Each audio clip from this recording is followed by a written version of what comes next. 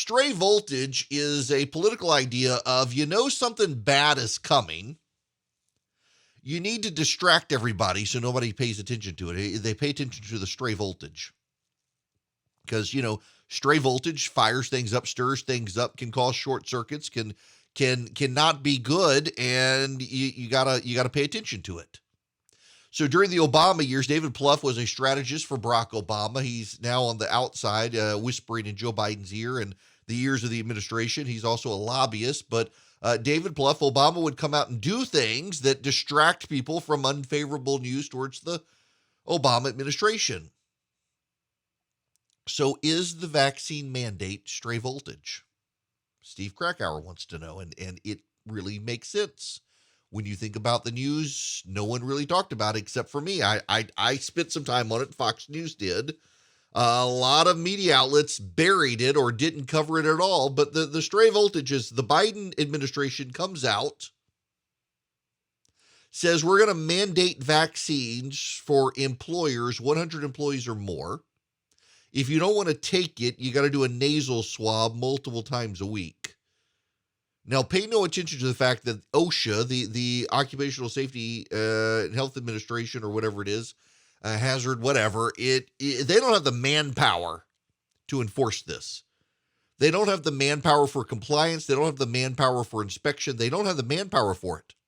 And there aren't enough supplies out there for unvaccinated people to get tested.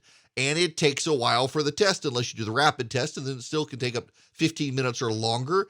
It is very, very difficult to administer this, to implement this. There's no, it's an open question as to whether or not it's constitutional. It arguably is really not constitutional. But everybody's focused on it. Everybody's at each other's throat. Everybody's complaining about it. Everybody's arguing about it. You've got the left out there bullying people on the right, demanding you better take this vaccine or else. You've got people in the media out there really out to shame those who do not do it. I did not play the audio yesterday, but here is Don Lemon yesterday on CNN, or day before yesterday on CNN. And so I think we have to stop coddling people when it comes to this and the vaccine, saying, oh, you can't shame them. You can't call them stupid. You can't call them silly. Yes, they are. The people who aided and abetted Trump are stupid because they believed his big lie.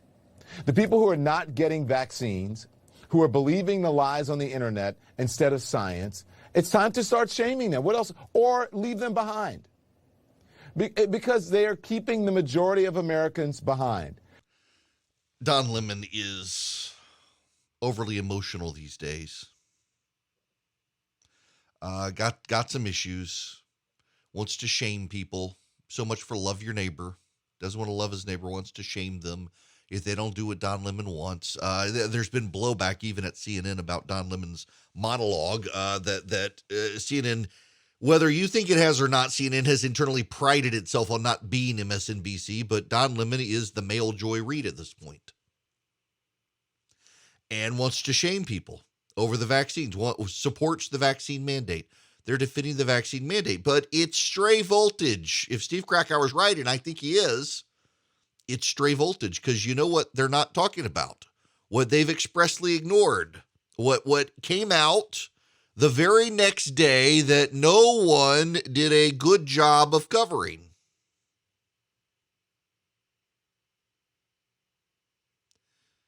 Remember the retaliatory strike in Afghanistan? Blew up a suicide bomber? Was revenge for the attack? Well, the military is now confirming what the media had already reported. We didn't blow up a suicide bomber. We blew up a charitable worker for an American nonprofit who was returning home to his family after a day at work trying to help get Afghans out of the country. Yep, it's true. Buried in the news coverage. The media didn't want to touch it. They were so focused on the stray voltage. They were so focused on the vaccine mandate. They never had to touch it. Let me read you now from Steve Krakauer's email. In 2014, Major Garrett, wrote a revealing piece for CBS News on a concept created by David Plouffe of the Obama administration known as stray voltage. It was employed during the Obama years as a way to essentially manipulate the public and the media, and it was extremely effective. Stray voltage worked by introducing an idea into the information ecosystem that was specifically designed to cause controversy as a distraction, a diversion, or an opportunity. The theory goes like this. Controversy sparks attention. Attention provokes conversation. Conversation embeds previously unknown or marginalized ideas into the public consciousness, wrote Garrett at the time.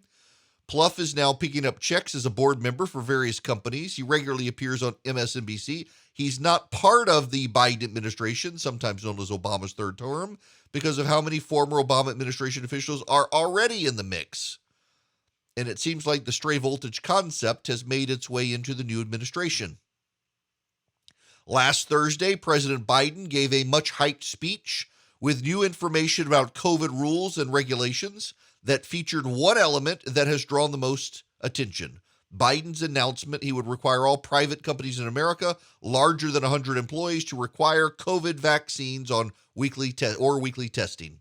Never mind, this is unenforceable and most likely illegal. It's been the hot topic of debate on cable news and throughout the Acela corridor media for close to a week. It's not actually going to happen.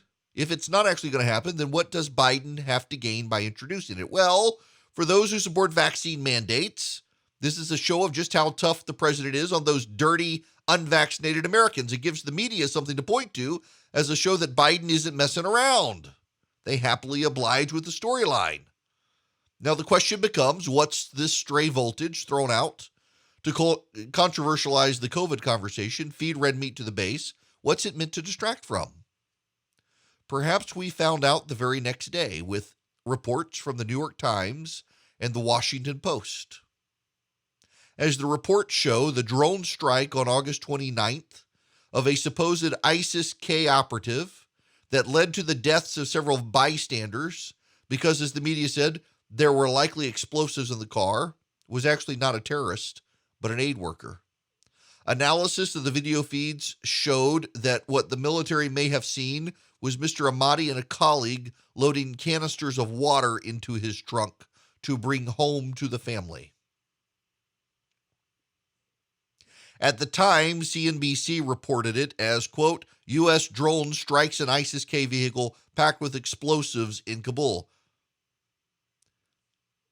That was how it was reported, not according to the military. The next day, reporting by CNN on the family, including children killed in the drone strike, quoted the Pentagon as determining there were secondary explosions. That story has not been updated. CNN never mentioned the confirmation that it wasn't a bomber, never mentioned it on Friday, or they waited until Sunday to acknowledge the report. In fact, CBS was the only network to cover it at all. Yes, it's true, the New York Times and the Washington Post had the story.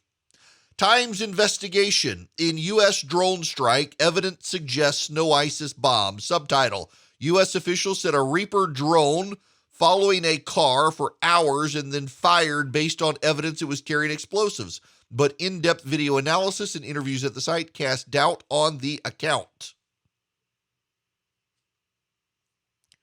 The Washington Post gave it some attention as well. Here's the Washington Post headline, examining a quote-unquote righteous strike. Subtitle, expert analysis of deadly U.S. drone strikes aftermath in Kabul suggests no evidence of explosives in targeted vehicle. They did a pretty detailed analysis, a forensic analysis at the New York Times and the Washington Post out on the same day.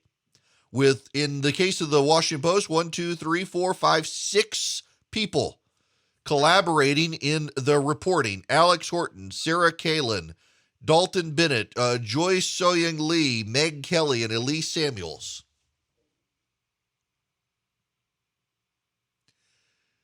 Yes, you can say if you're progressive, well, the New York Times and the Washington Post covered it. CBS covered it. Clearly, the Biden administration didn't distract, but we're not talking about front page coverage. And we're not talking about where Americans get their news from the most, ABC, CBS, and NBC. CBS of the three is the lag. CBS lags behind ABC and NBC in their nightly news coverage. CBS gave it a very passing mention. ABC and NBC never covered it. CNN didn't cover it. MSNBC didn't cover it. USA Today, Los Angeles Times, Wall Street Journal, none of them covered it. New York Times and the Washington Post covered it mostly online, not in their print publications. It turns out the drone strike to retaliate for 13 members of the U.S. military being killed an innocent man and possibly some of his children. Not only was he an innocent man, he worked for an American nonprofit and was helping people escape Afghanistan. But we want to talk about a vaccine mandate. A government that got so wrong who they were killing probably isn't a government that should be trying to force Americans to take a vaccine they don't want. But we're not having that conversation. I think Steve is right. I think Steve Krakauer is right here. I think it is a bit of stray voltage that Joe Biden came out and gave that speech demanding a mandatory vaccine, knowing that the very next day would come the reports that we had killed an innocent man in Afghanistan in retaliation for the suicide bomber killing 13 American soldiers. And the media was willingly played. The American public also played. Everyone distracted. I'm reminded again, my interview with Robin Lewinsky. Robin Lewinsky works for WSB Radio in Atlanta, my flagship station. She was the Associated Press's reporter at the bottom of the World Trade Center the morning the planes hit.